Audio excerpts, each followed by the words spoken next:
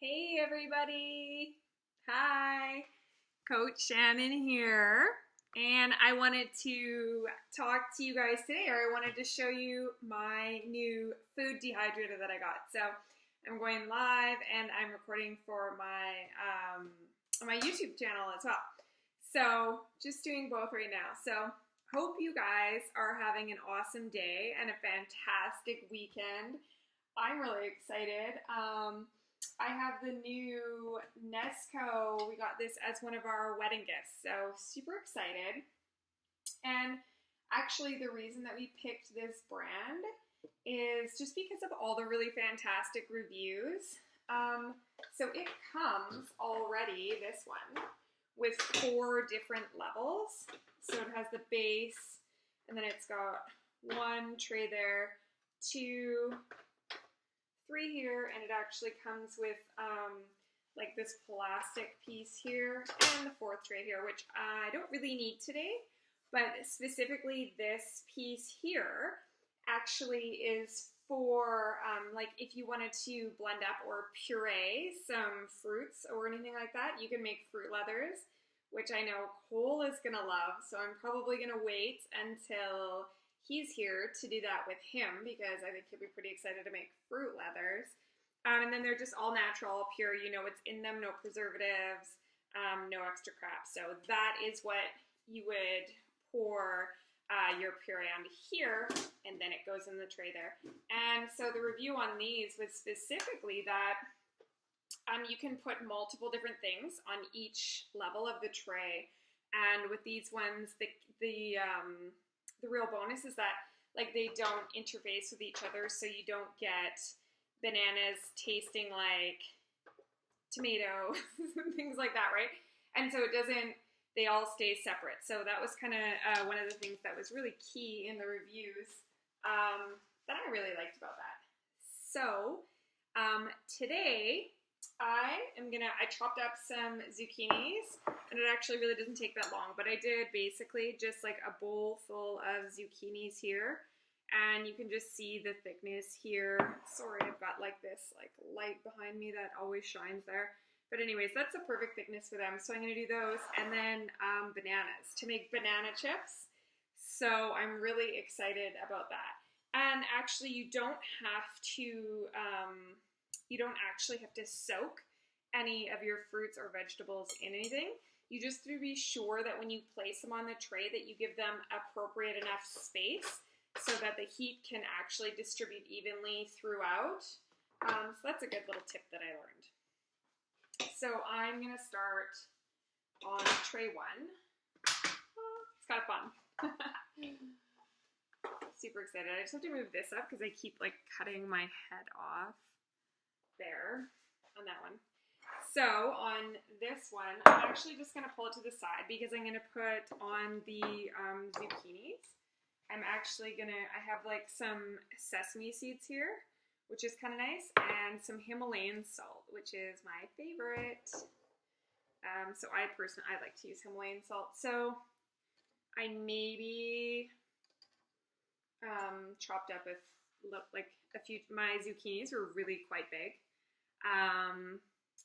So I might end up having too much in the way of zucchini. But so you just kind of place these and space them out evenly around the trays. And then just give them lots of, breathing room, lots of space on here. So you're not trying to overflow it. Like sometimes the pictures show, they really overflow it, that they're not really giving them enough space, but more in here. Yeah, and then I'm just gonna, so the reason I'm doing this on my counter space is just because I don't want this transferring through. It's just gonna create more cleanup in the end. So just a little bit of salt. So now I'll just be able to wipe it off my counter, which is, no big deal, right? And just on each one, just go around with your little bit of salt mix there. And then some sesame seeds, just a few on each one as you go around. And then as well, you can be super creative, right? also, just FYI, like for all my raw foodies out there, this is still classified as raw food, right? Which is fantastic. So that's really, you know, it preserves your nutritional value in all your fruits and vegetables. So that is what is super awesome about food dehydrators. Also, for all my friends out there who have all their own gardens, like so many people talked to me this year about how I don't know if you guys found this, but I had a lot of friends who found that their squash was like out of control this year, and it kind of like all came at the same time, and they had this huge abundance of squash left over. So, you know, so this really enables you to like utilize all of your vegetables and everything that you're growing in your garden. So I think that's a pretty awesome way to be able to, you know, when you have extras and everybody was like, oh, I was making like pumpkin puree and it was like nonstop with pumpkin puree and everything we made had pumpkin muffins, pumpkin loaves. So you know what, there's a lot of awesome things you can do with dehydrating, and as well, you know, just canning and jarring and really learning how to preserve your foods, be a little bit more, you know, independent. And I kind of like that, especially with, you know, some of the stuff that's been going on with the food industry. Another day, another topic. Okay, so a little bit of salt on here. Oh, and what I was going to say is, like, even, you know, with your bananas and everything like that, you can add, you know, cinnamon on there, or, you know, a little bit of brown sugar. Like, if you want to be, you know, really creative for kids and stuff like that too, right? A lot of kids just already totally love banana chips as they are, but sometimes it's nice, you know, or even when you do, I'm really excited to do apple slices. So apple slices are, I'm going to do apple slices. They're coming up next. So I'll probably do those. These are going to take about 24 hours. So after that, then I'm going to be able to move into doing a few more things, some apple slices and stuff like that I'm just excited about. I like to get a lot of fruit and stuff like that when I'm up in the Okanagan from where we are. The Okanagan is really fantastic for being able to go and pick up a bunch of extra fruit in the summertime. You know, some really nice, fresh, organic, you know, there's a lot of peaches and just a lot of great fruit. Really grows well there. So that's my plan for the summer, and then I'm going to be able to dehydrate and store it. So I'm excited about that. I'm not going to add anything to my banana slices. Just kind of like them how they are. But I think I'm going to try maybe the time after. I actually have still a ton of organic bananas that I use them a lot in my smoothies. So, but if I have some left over, I kind of want to try the cinnamon flavored ones. So, actually don't know even where my cinnamon is right now. But same thing. So when you're slicing these, right in your thickness here. And same with just being able to like space them out.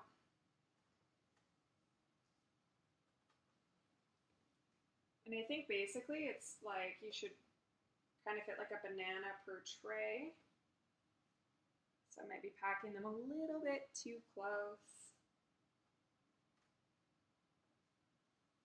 And if you guys do any food dehydrating, I'd be super excited if you posted or commented on some of your favorite things to dehydrate, some of your favorite recipes. I'm always game for sharing recipes. I love that. That's what we love to do in our accountability group as well. Sharing recipes, finding really great recipes. It's nice to be able to do that kind of thing together. So why not? Why not? Knowledge is good. Sharing is caring. All that. Right? You know what, so maybe, I don't know, maybe my bananas were small, but I'm fitting, maybe that's a bit close.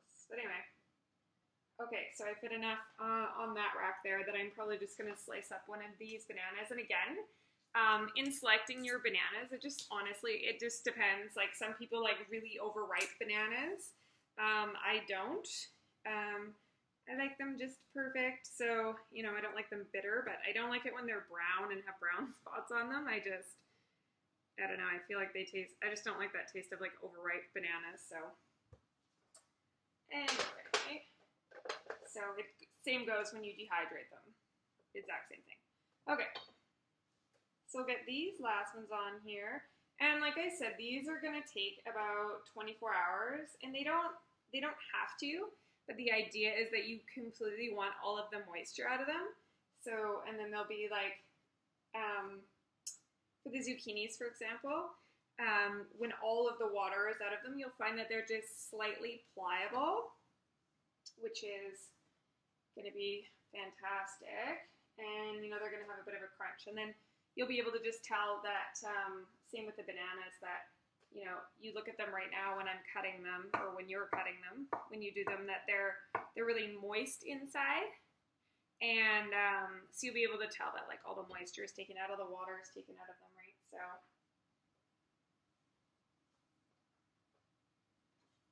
okay.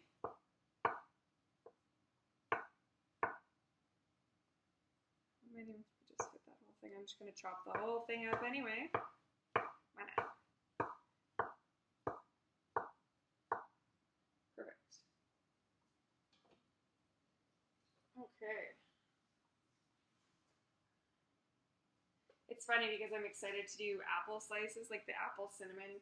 It's funny because you always see, you know, the bagged dehydrated with, like, you know, apple cinnamon or natural, and they're so good. And it's like, it's funny because you're like, oh, those are like, they're kind of expensive, you know?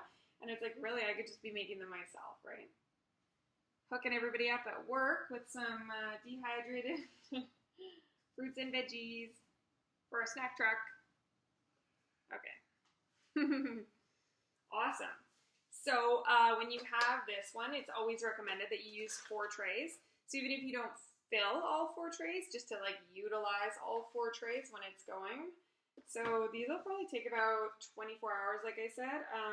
You can check on them, obviously, as you go. So I can plug it in right here. And it's going, and so it's at the lowest setting. And so I'm just going off recommendations, totally not going off of like my heightened experience with my dehydrator yet. So I'm just going off of what I've been told so far. So I'm excited to try it, and it's 95 Fahrenheit, so that's 35 Celsius. And that'll go for 24 hours. And I'll probably check them at, you know, 20 hours and just, you know, see how things are looking. But that is what I have been told by the professionals.